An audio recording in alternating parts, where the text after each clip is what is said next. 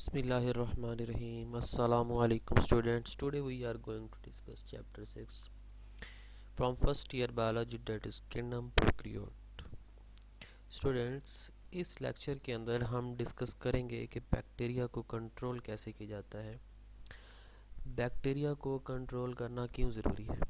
Students, bacteria हमने इस lecture से पहले पढ़ा कि बैक्टीरिया कुछ यूज़फुल भी होते हैं, कुछ हार्मफुल भी होते हैं, और जो यूज़फुल हैं वो तो हमारे काम आ जाते हैं, लेकिन जो हार्मफुल बैक्टीरिया हैं वो हमारे लिए बहुत नुकसानदेह हैं।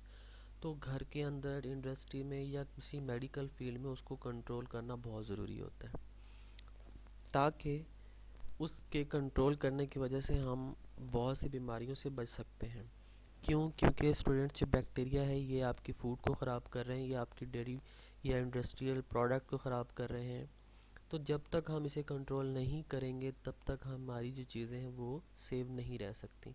तो इसको कंट्रोल करने के 3 मेथड होते हैं। एक फ़िज़िकल मेथड है, फ़िज़िकली हम उसको कंट्रोल करते हैं, केमिकली कंट्रोल करते हैं, या फिर इम्यूनाइजेशन या वैक्सीनेशन की मदद से उसको क्या करते हैं, कंट्रोल कर रहे होते हैं। बीमारियों से बचने के लिए हम वैक्सीनेशन भी करते हैं। तो स्टूडेंट्स, ये 2 मेथड आपके स्मार्ट सिलेबस के मुताबिक जो आपके एग्ज़ाम में आने हैं उसमें इंक्लूड हैं। ये थर्ड वाला जो है ये इंक्लूड नहीं है। तो आज हम इन दोनों को ही डिटेल में डिस्कस करेंगे। ओके स्टूडेंट्स, सो सबसे पहला है जी फिज़िकल मेथड। फिज़िकल मेथड में एक्चुअली आपने क्या करना होता है, फिज़िकली चीज़ों को हीट करना होता है। सो फिज़िकली जब आप अप्लाई करते हैं तो ये क्या करेगा, उस सेल के जो कंपोनेंट्स हैं उसको डैमेज कर देंगे। सेल के जो एंजाइम्स हैं, उसके डीएनए है, उसके साइटोप्लाज्मिक मेम्ब्रेन है, उन तमाम चीज़ों को डैमेज कर दिया जाएगा। और वो कौन से ऑर्गेनिज्म है जो आपकी फूड इंडस्ट्रीज़ में है, या आप कहीं पे भी किसी भी लैब के अंदर काम कर रहे हैं, तो आप फिज़िकल मेथड की मदद से उन तमाम चीज़ों को डैमेज कर सकते हैं। सो फिज़िकल मेथड कौन कौन से हैं, उसमें सबसे पहला हीट का है, टेम्परेचर है, डेसिकेशन है, ऑस्मोटिक प्रेशर्स, फिल्ट्रेशन, रेडिएशन। ये तमाम मेथड हैं जो हम फिज़िकली अप्लाई करके माइक्रो ऑर्गेनिज्म को डिस्ट्रॉय कर सकते हैं, उनकी एक्टिविटी को ख़त्म कर सकते हैं। तो इसके अंदर जो सबसे पहला प्रोसेस है वो है स्टेरिलाइजेशन। स्टेरिलाइजेशन एक्चुअल हम क्या करते हैं, किसी भी चीज़ को एक ख़ास किस्म के टेम्परेचर पे हम क्या किया जाता है, उसको गर्म किया जाता है, या फिर रेडिएशन अप्लाई करते हैं, या फिल्ट्रेशन करते हैं।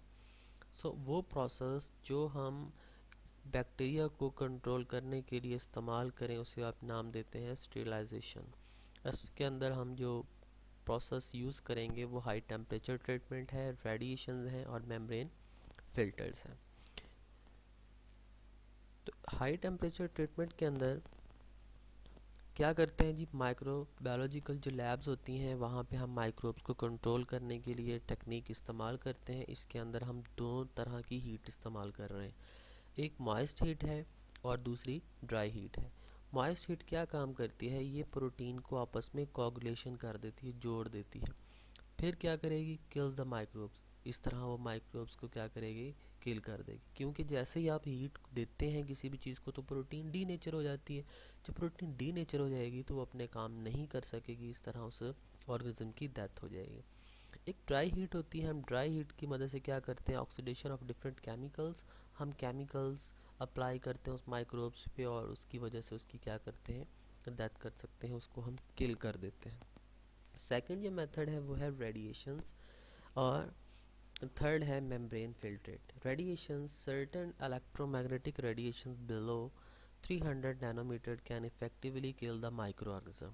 जो तकरीबन 300 नैनोमीटर के नीचे वाली हम इलेक्ट्रोमैग्नेटिक वेव्स होती हैं, रेडिएशंस होती हैं, उनको इस्तेमाल करके micro organism like bacteria, protista, इनको हम क्या करते हैं, डिस्ट्रॉय कर देते हैं। इसके अलावा कुछ गैमा रेज भी हम इस्तेमाल करते हैं, किसके लिए, स्टेरिलाइजेशन के लिए। And third process is membrane filtrate.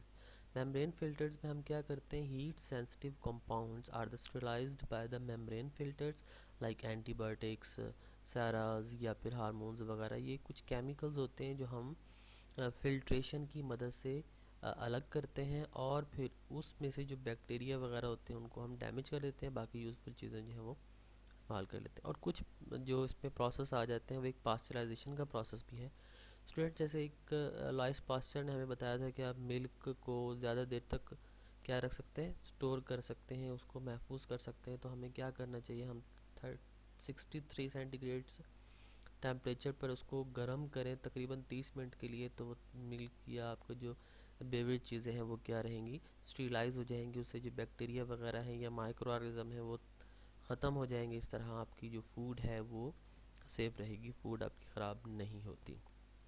तो स्टूडेंट्स सेकंड जो इसके अंदर मेथड है वो केमिकल कंट्रोल मेथड है। सो केमिकली आप कैसे कंट्रोल करेंगे, आप फिनोल्स फिनोलाइक्स चीज़ों से, हैलोजन से, अल्कोहल से, सरफेस रिएक्टिविटी या quaternary ammonium compounds, chemical food preservatives और एल्डिहाइड्स, एंटीबायोटिक्स का इस्तेमाल करके आप केमिकली माइक्रोब्स को, बैक्टीरिया को कंट्रोल कर सकते हैं। तो इसके अंदर जो सबसे पहली चीज़ है वो एंटीसेप्टिक्स। एंटीसेप्टिक्स क्या होते हैं, वो सब्सटेंस हैं जो बैक्टीरिया की ग्रोथ को, बैक्टीरिया की डेवलपमेंट को रोकते हैं। सो आप कह सकते हैं a chemical use for the preventing infection in an injury specially by the killing bacteria. आपको कोई इंजरी हो जाती है, कोई ज़ख़म हो जाता है, तो उसके ऊपर बैक्टीरिया सेटलमेंट हो जाती है, बैक्टीरिया की सेटलमेंट हो जाती है, बैक्टीरिया ग्रोथ करना शुरू कर देते हैं। जब आप एंटीसेप्टिक्स का इस्तेमाल करेंगे तो वो बैक्टीरिया की ग्रोथ को क्या कर देगा, ख़त्म कर देगा, उनको किल कर देगा। डिसइंफेक्टेंट भी हम यूज़ करते हैं। ये क्या है, these chemical agents are use to inhibit the growth of vegetative cell on the non living materials. कोई भी नॉन लिविंग मटेरियल हो सकता है, पेन हो सकता है, आपका गिलास हो सकता है, बॉटल हो सकती है, टेबल हो सकते हैं, चेयर हो सकती है। तो किसी मटेरियल के ऊपर जब हम स्प्रे करेंगे तो स्प्रे करने की वजह से उस नॉन लिविंग मटेरियल के ऊपर जो माइक्रो ऑर्गेनिज्म बैठे हैं, बैक्टीरिया है, वो क्या हो जाएंगे, डैमेज हो जाएंगे। हम इसके अंदर क्या इस्तेमाल करते हैं, हम इसके अंदर ऑक्सीडाइजिंग एंड रिड्यूसिंग एजेंट को इस्तेमाल करते हैं, लाइक फिनोल्स को, hydrogen peroxide, potassium halogen, potassium permanganate, alcohol, formaldehyde. ये तमाम चीज़ें हम इस्तेमाल करते हैं। घरों में अक्सर आपने देखा होगा कि हम स्प्रे कर रहे होते हैं ताकि जो जर्म्स वगैरह उनका क्या हो जाए, ख़त्म हो जाए। आजकल कोरोना वायरस के स्प्रे किए जा रहा है ताकि कोरोना का जो वायरस है वो डैमेज हो, ख़त्म हो, ज़्यादा न फैले। इसके अलावा हम बहुत से माइक्रो ऑर्गेनिज्म्स के लिए ये स्प्रे की शक्ल में हम इस्तेमाल करते हैं। कीमियोथेराप्यूटिकल, ये भी एक टेक्निक है, ये भी एक प्रोसेस है जिसकी मदद से हम माइक्रो ऑर्गेनिजम्स को क्या कर सकते हैं, ख़त्म कर सकते हैं। इसके अंदर कुछ एग्जांपल आ जाती हैं, सल्फोनामाइड्स आ जाते हैं, टेट्रासाइक्लिन, पेंसिलिन वगैरह। ये बैक्टीरिया को क्या करते हैं, स्टॉप करने के लिए, उसकी एक्टिविटी को स्टॉप करने के लिए, उसके जो हैबिटेट है उसको ख़त्म करने के लिए हम इस्तेमाल करते हैं लिविंग टिश्यूज़ के ऊपर इफ़ेक्ट करके। स्टूडेंट एंटीबायोटिक्स, हमारे पास जो लिविंग ऑर्गेनिज्म है उसको ख़त्म करने के लिए, उसके अगेंस्ट काम करने के लिए एंटीबायोटिक्स भी होती हैं जो हम इस्तेमाल करते हैं। ये चीज़ को प्रिजर्व करती हैं, ये आपका जो फूड है उसको प्रिजर्व करती हैं। तो स्टूडेंट्स, आज के लेक्चर में हमने डिस्कस किया है कि आप कैसे यूज़ कर सकते हैं, बैक्टीरिया को कैसे कंट्रोल कर सकते हैं। बैक्टीरिया को कंट्रोल करने के हमने 3 मेथड पढ़े हैं, जिसमें 2 हमने डिटेल में डिस्कस किए हैं क्योंकि हमारे स्मार्ट सिलेबस का वही हिस्सा था। स्टूडेंट, अगर कोई क्वेश्चन हो तो विदाउट हेजिटेशन आप पूछ सकते हैं। ओके, अल्लाह हाफिज़, फ़ी अमानिल्लाह।